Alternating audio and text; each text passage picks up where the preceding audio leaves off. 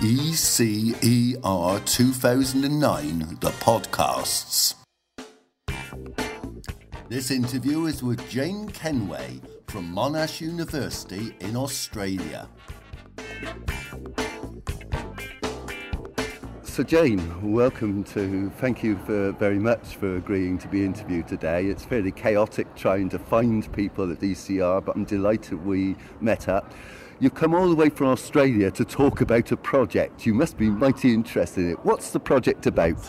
The project is funded by the Australian Research Council, and it's about policies that try to encourage researcher mobility, and it's also looking at to how those policies move, but also how intellectuals move around the world and the ways in which theories and ideas move as well. And you're saying mobility for researchers, you're obviously looking to promote it. Why do you think it's so important? Well, I'm not sure that I'm looking to promote it. I'm more interested in the policies, the reasons behind the policies that try to promote it. What are the logics behind that? What are the arguments for it? What are some of the issues that arise as a function of it? But I'm also, one of the things the project is doing is looking critically at a number of the ideas. Well, for example, a number of nation states are very enthusiastic about, or very concerned about the question of brain drain and how you prevent that, particularly developing nations. On the other hand, a number are also very trying to construct the idea of a diaspora, whereby you encourage your researchers to come home in one way or another, or you try to persuade those that are overseas to benefit their home nation state in some way or another. And others try to look at the relationship between brain drain and brain gain, as they say. So what we've actually done is done comparative studies of those different sorts of policies in different nation states, including Europe, which has a somewhat different approach. But also we've taken a number of mobile intellectuals who are the most senior in their fields in the social sciences and humanities, and we have done what we've called mobility biographies with regard to their own travels and what their travels have meant for their thought. What's your findings? I know you've not finished the project yet, but what are you finding out? Well, with regard to the travelling intellectuals, we're finding out that it's very difficult to undertake this study because they're talking about their travels across their lives. So we've got a sort of a longitudinal perspective on their travels, right from when they were graduate students right through to now they're at the top of their fields. And we're also interested in their travels across space. So what does it mean for them, for instance, to travel from Australia to the USA at a certain time, say, for instance, when radical ideas were at their fore, anti-Vietnamese movement, for instance, how did that, being in that place at that time, influence their subsequent thinking? And equally, how, for instance, when some were in Paris during 1968, what did that mean for the ways in which they thought? And what ideas did they pick up in other places and then bring back to Australia, because our centre is Australia with regard to the intellectuals, bring back to Australia, and then how did those policies shift, those ideas shift and translate, become indigenised, embedded in the local space, and then how might they also have travelled back to what we think of as the metropole, which is the north of the globe where they often originate.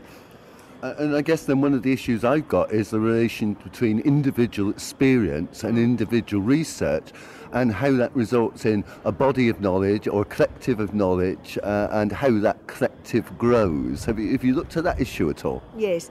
What we've tried to do is draw on these individual experiences to not just tell individual narratives about these particular individuals, but to identify particular themes and then look at how their work speaks to those themes. The major theorist that we're drawing from and seeking to build upon rather ambitiously is Edward Said, because he's done an enormous amount of work on well, not an enormous amount, but a lot of work on travelling theory. But he's also been very interested in geographical location and the ways in which where you come from influences the directions of your the directions that your thought travels in. So when we're looking, for instance, one of the themes we're looking at is the idea of being on the edge of empire. So Australia is on the edge of many empires, actually, and it's also a little empire in itself in the south. And so we are interested we're exploring that theme. So if you're on the edge of empire, do you just import ideas, or how do you treat them? Do your ideas from the edge? Does it give you an edge, being on the edge? And so, rather than telling individual stories, we're seeking to speak to a range of different themes that will have a wider resonance than just the individual stories.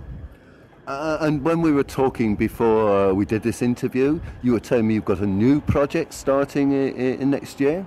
Well, I'm hoping it will start. I'm hoping it'll be funded, but, I'm quite optimistic.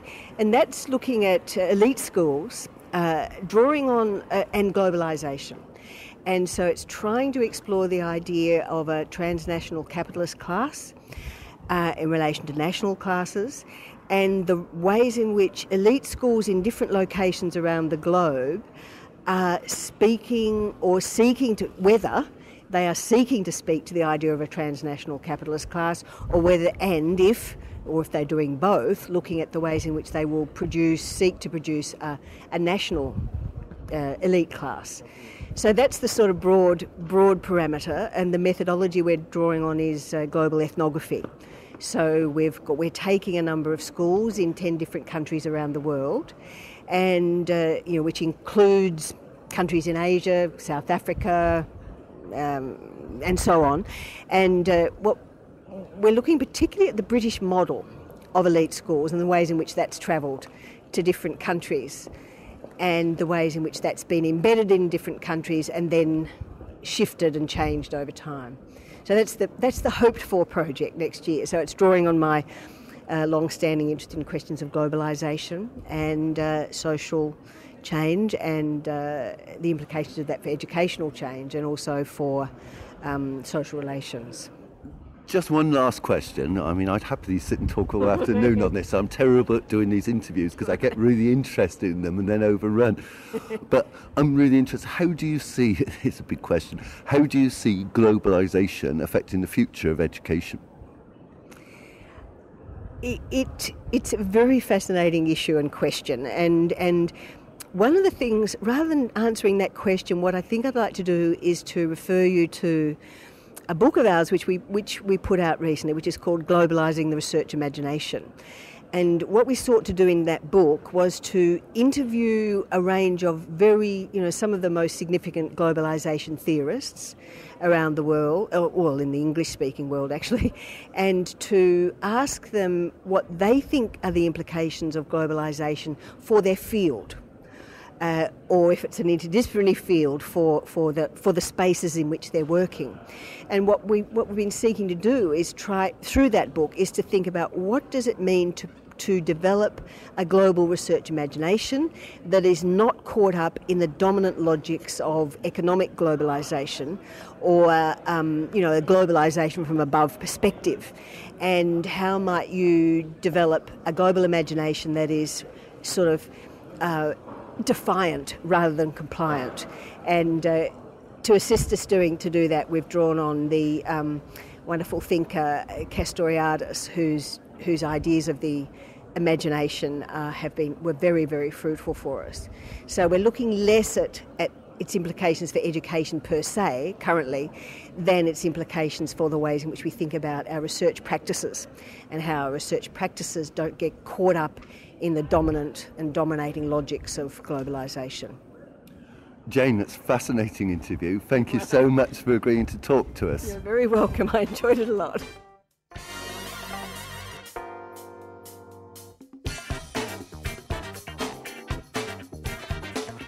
This recording was made at the ECER conference in Vienna in September 2009.